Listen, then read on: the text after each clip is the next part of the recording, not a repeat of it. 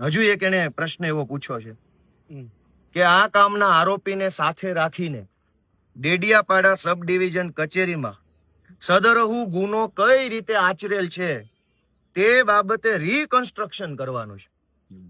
એટલે હવે ત્યાં લઈ જશે, ઓલા ફરિયાદીને સામે ઉભો રાખશે, પછી પોલીસ એક ગ્લાસ આપશે, એટલે માર હવે આને, પછી પેલાનો તોલો તૂટી જશે, પછી પોલીસ એની રીલ બનાવશે અને કહેશે જો સિંઘમો બધા આવી ગયા છે.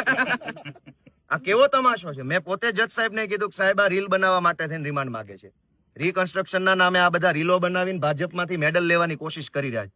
આ શબ્દમાં મેં રજૂઆત કરી કે સાહેબ આ રીલ બનાવવાના ચક્કર છે. શેનું રીકન્સ્ટ્રક્શન?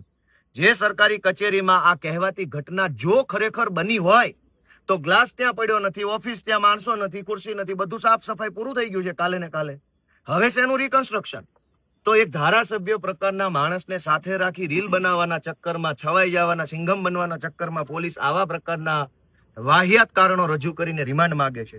અને આ સિવાય સૌથી પહેલી વાર કે એક એવું કારણ એમણે પોલીસે લખેલું છે આમાં કે ડેડિયાપાડાના ધારાસભ્યએ તાલુકાના પ્રમુખને મારી નાખવાના ઈરાદે જીવલેણ હુમલો કર્યો, ગ્લાસ ફેંકીને. જીવલેણ, ગ્લાસ મારો એટલે માણસ મરી જાય. એ જીવલેણ હુમલો કરી પોતાની અલગ છાપ ઊભી કરવા સારું આ કૃત્ય કર્યું છે.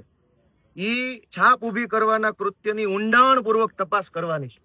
હું ઊભો તો મેં જજ સાહેબને વિનંતી કરી કે સાહેબ ગુજરાતના 6 કરોડ લોકોમાંથી માત્ર 182 લોકો ધારાસભ્ય બની શકે છે. કરોડો લોકોનું સપનું હોય છે ધારાસભ્ય બનવાનું, નથી બની શકતા. ચૈતર વસાવાને આદિવાસી સમાજે પૂરી તાકાતથી સંપૂર્ણ બહુમતીથી ધારાસભ્ય બનાવ્યા છે. હવે કઈ છાપ ઊભી કરવાની બાકી રહી ગઈ છે? ગલાસ માર્યો.